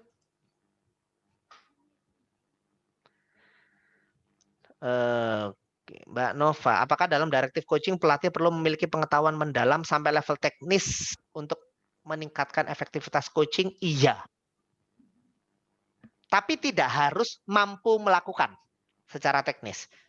Tapi mesti paham. Oh iya. Tapi tadi Coach Surya sebutkan juga kalau kemudian pelatih ini menyerahkan ke coaching ya, bukan ke pelatih lain yang spesifik gitu ya. Nah, pelatih yang berlatih gitu ya. Nah, pelatih yang spesifik ini ngapain? Kalau pelatih yang spesifik ini dia melatih kompetensi, berarti itu trainer. Kalau si coach yang melatih kompetensinya secara langsung, berarti dia lagi ganti topi jadi trainer. Oh iya. Tapi saya tadi harus ya. Kenapa? Tidak harus pelatih ini juga memberikan pelatihan spesifik tadi seperti misalnya kemampuan menendang, kemampuan apa sih namanya kalau dalam sepak bola itu saya nggak begitu paham. Ya, nyundul, nendang, giring bola, tackling, ya kan, tackling. Lebih tepatnya memang itu bukan tugasnya coach. Ya. Berarti kompetensi itu bukan tugasnya coach. Iya. Jadi kalau apakah boleh coach tidak bisa melatih kompetensi? Ya sangat boleh karena memang bukan tugasnya coach itu. Oh iya.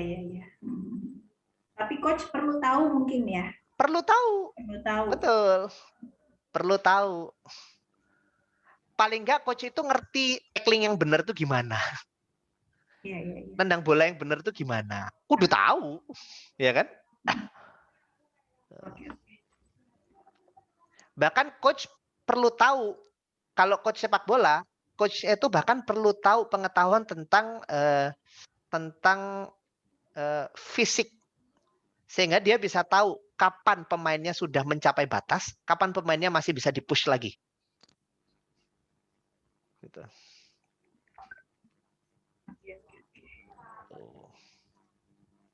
Oke. Terima kasih. Sama-sama. Nah, ini saya lewat aja ya. Sudah terjelaskan tadi.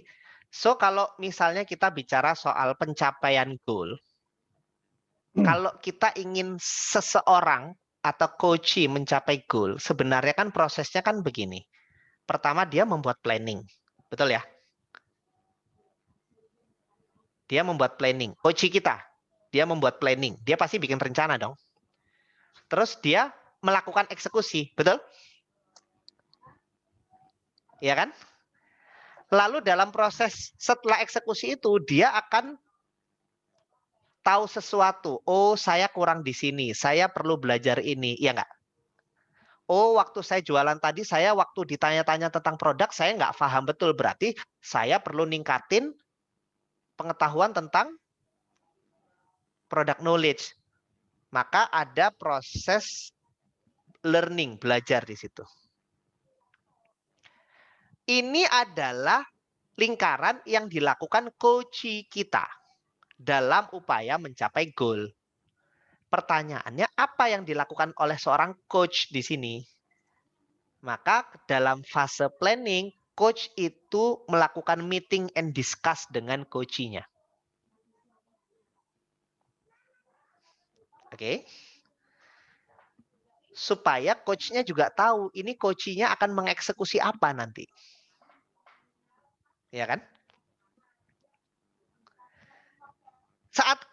Saat coachee-nya melakukan eksekusi, coach-nya ngapain? Ngasih invoice, coach. Oh, itu suka banget saya. Ngasih invoice. Observasi, coach. Yes, kita observasi. Kita monitoring. Ya kan? Kita monitor, nggak boleh lepas. Ya. Oke. Terus pas fase learning, disinilah seorang coach tadi merancangkan training menu, istilahnya. Waktu saya tadi cerita tentang, oh dia itu butuh belajar nyundul bola lebih akurat. Disitulah seorang coach membuatkan training menu. Dia harus belajar apa lagi berikutnya. Belajar kepada siapa. Belajarnya kayak apa.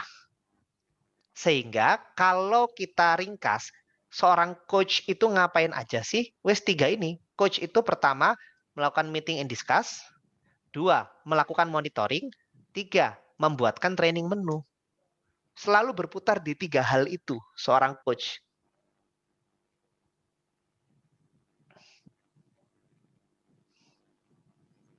Mas Aji boleh membayangkan saat Mas Aji melatih orang mengcoaching turun berat badan. Ini kan 3 ini kan yang dilakukan.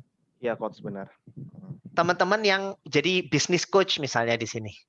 Bisa dibayangkan. 3 ini kan yang akhirnya teman-teman lakukan. Discuss, monitoring, membuatkan training menu. Nanti meeting and discuss lagi. Gimana kemarin belajar apa aja. Terus rencanamu berikutnya apa. Dieksekusi kita monitor lagi. Di mana lingkaran ini akan selalu berputar terus. Muter-muter. Lama-lama maju kan. Yes. Hingga goalnya tercapai. Mas Yudi, saya jawab nih ya. Kalau directive coaching endingnya bukan result.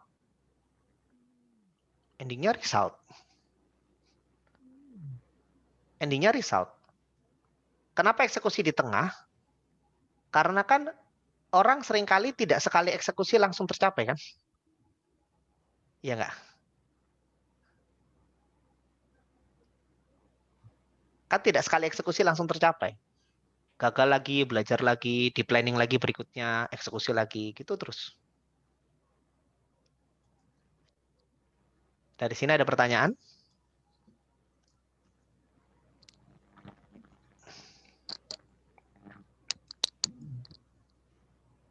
Any other question? Oke, training menu tidak harus di kelas atau pembelajaran formal bisa job assignment. Betul. Mrs. Vanda. Kalau bikin training menu itu tidak selalu begini. Trainingnya ikut pelatihannya Mas Aji selama 2 hari di hotel ini. Nggak selalu begitu. training menu itu, kenapa disebut training menu? Supaya kita sama-sama tahu bahwa fokusnya adalah meningkatkan kompetensi. Caranya gimana? Boleh aja bentuknya, kamu baca buku ini. Bisa training menu, isinya baca buku. Atau temuin Coach Meiko, belajar tentang apa kepada Coach Meiko. Itu juga bisa training menu. Asal jangan lupa dicek sama coachnya, sudah nugasin untuk baca buku, nggak pernah dibahas misalnya, ya kan? Nanti aja ketemu gimana, udah baca sampai halaman berapa, kamu belajar apa aja. Oke, kalau kamu sudah belajar itu, kedepannya eksekusimu mesti gimana? Meeting and discuss kan?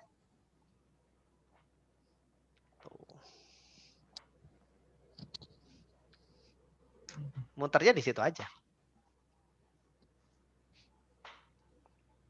Gitu. 3 ini aja muter-muter ya.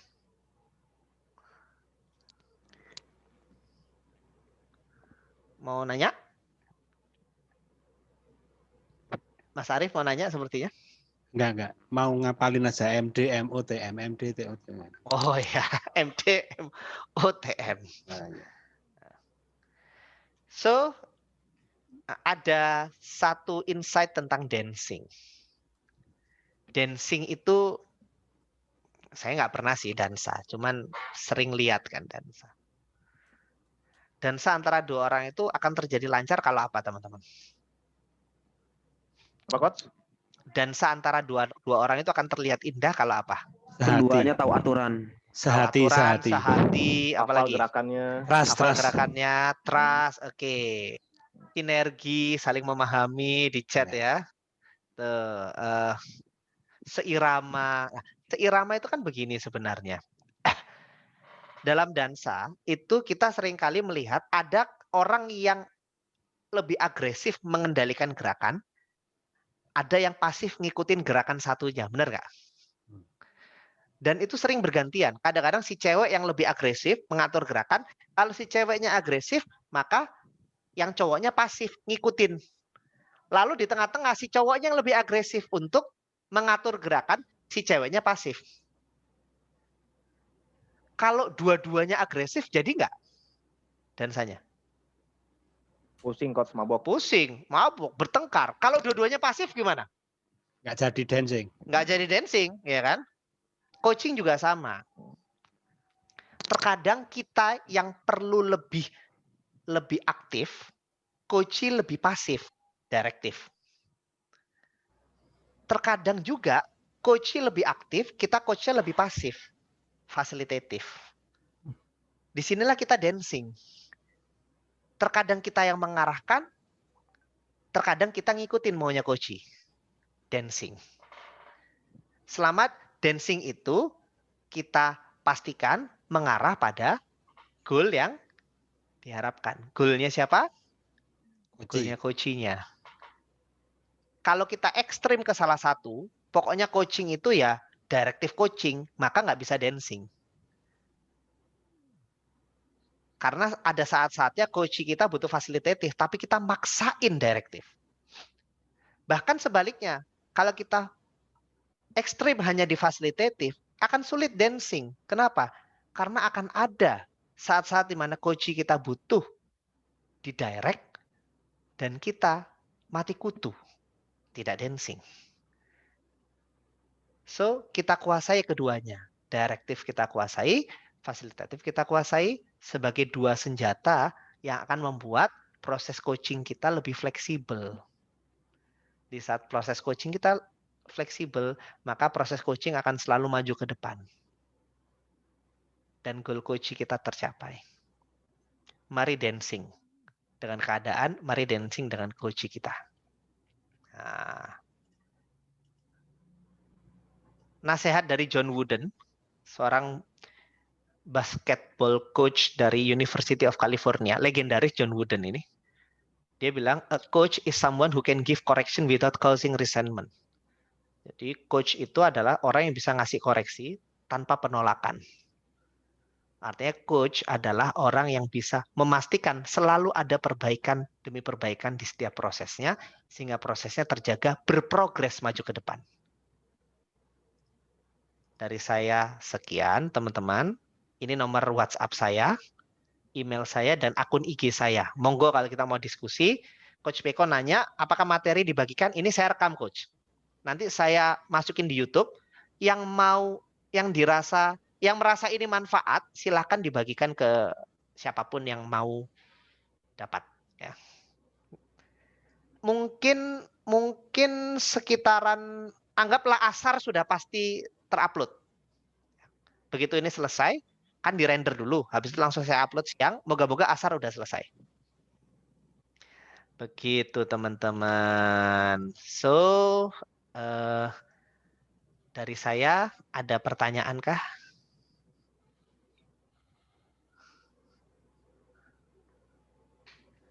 Kayaknya butuh materi lanjutan nih, Coach. Kurang. Waduh. Materi lanjutan opo? Ya nanti tunggu saya iseng-iseng lagi ya. Coach, saya Ya, nanya boleh, Coach? Silakan. Coach, kalau di fasilitatif kan banyak banget tools untuk coaching tuh ya. Salah satunya misalkan logical level, terus Disney, banyak lah gitu ya. Yang di NLP dipelajari juga. Bagaimana dengan directive coaching, Coach? Apakah ada tools seperti itu atau bagaimana ya? Oke, itu tools. Tools itu bisa dipakai untuk fasilitatif ataupun directive. Nanti beda cara pakai toolsnya aja. Oke.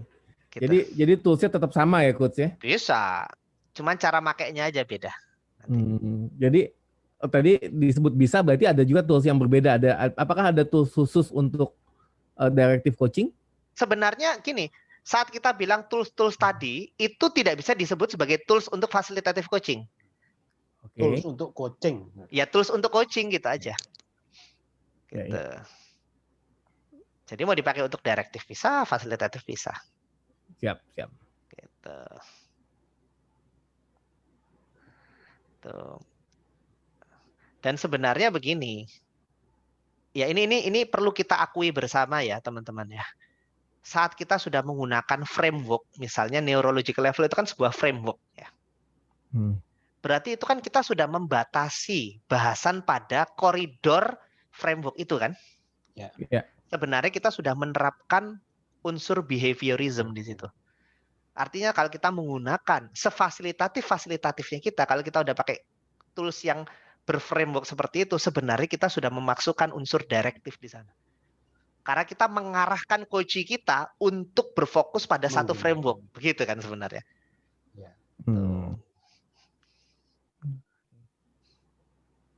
Gitu. Ya nggak apa-apa. Gitu. Kan yang penting berhasil ya. Goalnya tercapai. Ini solutif lah. Oh ya, solutif. Kok jarene sapa iku? Solutif. Dadi wong ki sing solutif kono lho, Rek. Apa sih? Tilik-tilik. Ya Bu Nunung sapa iku? Sapa jenenge iku? Lali aku. Ya, Ibu Bu Tejo, ya Allah. Ya. Bu Tejo. Tejo coaching. Gitu ya, teman-teman ya. Soal tools. Ada pertanyaan lagi? Teman-teman? Sambil nunggu pertanyaan, teman-teman monggo loh kalau misalnya mau hadir. Saya sebagian di antara teman-teman di sini udah sering ikut juga. Saya sering ada learning talks di tiap hari Minggu malam. Jadi di learning talks itu kita bahas banyak hal soal pembelajaran ya. Mulai hal-hal yang mungkin dalam sampai permukaan, mulai yang mungkin lagi hype ataupun yang nggak lagi hype gitu ya. Yang penting atau setengah penting begitu ya. Yang penting semangatnya adalah setiap Minggu malam kita rutin belajar tentang pembelajaran gitu. Jadi teman-teman monggo hadir tiap Minggu malam ya. Di sini Coach Meko, Pak Sindukarto, Mbak Nas ini dan kawan-kawan, Mas Arindra sering datang nih. Ya, dan beberapa teman yang tidak saya sebut juga ada beberapa di sini. Minggu malam jam 8 malam. Kalau ini kan Learning Talk Special Edition, lagi iseng. Kalau Learning Talks yang edisi biasanya Minggu malam. Jam 8 ya. Saya suka umumin di status Facebook, jadi ikutin aja status Facebook saya. Link bisa didapat di mana? Nanti biasanya di status Facebook saya kalau tiap hari Sabtu atau Minggu saya umumkan. Monggo di search aja Facebook saya Surya Kresnanda. Namanya sesuai yang tertera di nama Zoom ini. Nanti ada saya, di follow aja. IG juga boleh di-follow. Biasanya info saya posting di IG juga. Jangan lupa subscribe. Jangan lupa apa yang di-subscribe? Facebook kagak ada subscribe-nya. Oh, Kan YouTube-nya. Oh iya. Iya. Nanti ini kan saya posting di YouTube yang dapat Subscribe, linknya dan subscribe ya. share. Nah, Iya. di-subscribe. Jangan lupa di-subscribe. Di-share, di-subscribe, apapun lah itu ya. Pokoknya moga-moga manfaat. Amin. Kalau sudah nggak ada, dari saya mohon maaf kalau ada kesalahan. Adapun kalau hal-hal yang kurang itu karena keterbatasan dari saya. Bagi saya ilmu itu selalu berkembang. Jadi apakah yang saya sampaikan adalah hal yang sempurna? Enggak juga. Bulan depan, 2 bulan lagi, mungkin pemahaman saya pribadi tentang coaching bisa berkembang lagi. Di situ kita akan belajar lagi, kita bertumbuh lagi, kita saling sharing lagi, moga-moga nanti ya iseng-iseng lagi gitu ya. Saya baca beberapa buku tentang coaching, ada lagi tuh model coaching. Selain fasilitatif dengan direktif, ada lagi dialogical coaching. Itu ada lagi tuh nama baru. Spelling Indonesia dialogical coaching gitu. Kalau di Inggris kan dialogical coaching. Ada lagi tuh model baru orang bikin ya, ada namanya. Tapi apapun nama baru yang dibuat sebenarnya berakar dari direktif atau fasilitatif.